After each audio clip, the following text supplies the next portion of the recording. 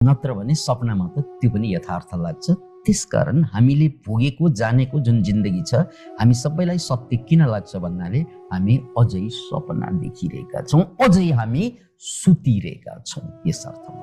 अतः बुद्ध त्यो व्यक्तित्व हो जो यो सपनाबाट बाहिर आइसकेका छन्। बौद्ध शास्त्रमा बुद्धका श्रृङ्खला मैले अघि छ्वास्स भने 28 बुद्ध पुगिसकेका छन्। यो मानव चोलामा आएका बुद्धहरू, जसलाई सामान्य बुद्ध होइन, सम्यक सम्बुद्ध भनिएको छ।